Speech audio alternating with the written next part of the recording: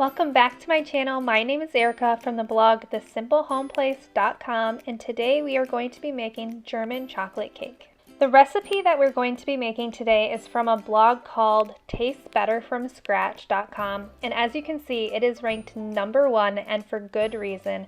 It is amazing. It is moist, it is sweet, it is delicious, and she breaks it down really easily step by step. Every component is made from scratch, and if you decide to make this, you won't regret it. Before we get into the recipe, we're going to do a little bit of prep work. First, I'm going to prep my cake pans, and I will be using two 9-inch cake pans. And what I'm going to do is just rub a little bit of oil all over the pan, making sure that I'm getting the sides, all over the bottom. And then after I oil, I'm going to line it with some parchment paper, and all I did was trace the bottom of the pan to create a circle that would fit nicely inside the pan.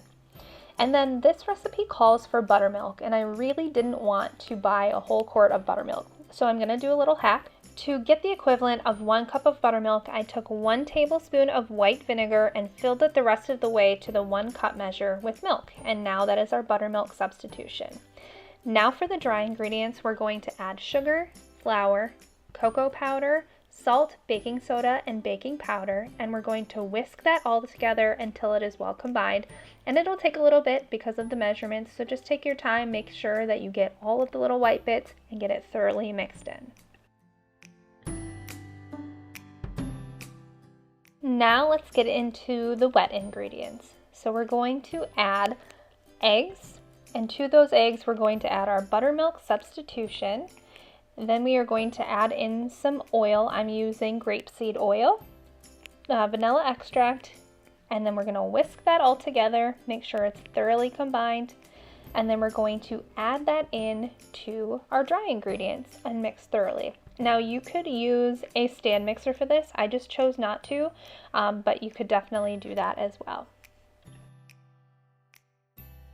Now, one thing that I forgot to do, so I didn't get it on camera, is after you've mixed in all of your ingredients, you're going to add a cup of boiling water, and I think this is what really makes the cake moist, so don't forget that part.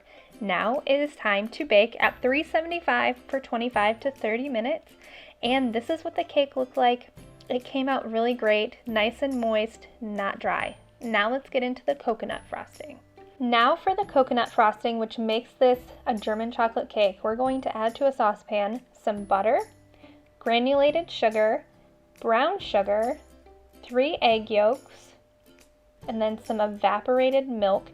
And we're going to stir that, and then we're going to bring it to a boil. And this will take a little bit of time, so just make sure that you mix to incorporate all of that. And as you can see, it gets bubbly and it kind of shoots all over the place, so be careful. Then remove the pan from the heat, and then you're going to add in your vanilla, pecans, and shredded coconut. Stir that to combine, and then you're going to let it cool down. And the nice thing is that you can make this ahead of time, so you can make this, put it in the refrigerator, and then it's ready to go whenever you're ready to frost your cake. Next is the chocolate frosting, and this is probably the best chocolate frosting I've ever had. So you start with some melted butter, unsweetened cocoa powder, and then you are going to mix that together until it is all combined.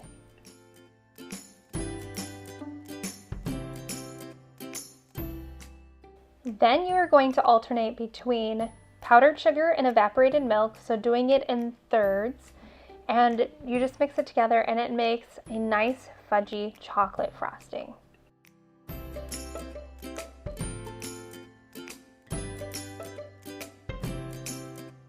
This recipe also calls for vanilla extract, so you could add that if you wanted to. I didn't, and it still tasted amazing. Now the cake is ready to assemble. So what I'm going to do is I took my first layer of cake, took the parchment paper off of the bottom, and then put it onto my little tray there. I don't have a fancy cake stand or anything like that, and I actually made this over Labor Day weekend, so I was transporting it, so this was perfect. You basically just put the chocolate frosting down first, then you're going to add a layer of your coconut frosting.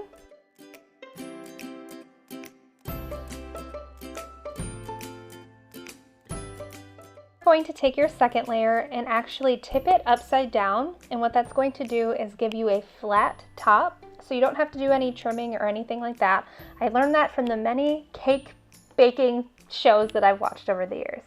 Then you're just going to do your final layer of chocolate frosting. In her recipe, it showed that there was enough for her to make a nice piped border and everything. I didn't find that I had enough, so if I was going to do this and make it look even better, I would have probably made more chocolate frosting.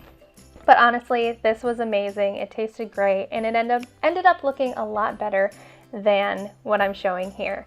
And then you're just going to top it off with that coconut frosting, make it look as great as you want, and it's done.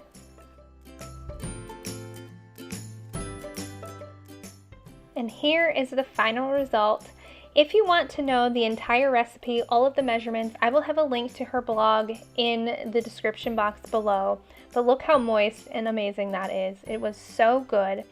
Anyway, if you enjoyed this video, I hope that you will give it a like. I hope that you will subscribe to my channel for more videos like this, and hit that notification bell to be notified every time I upload a video.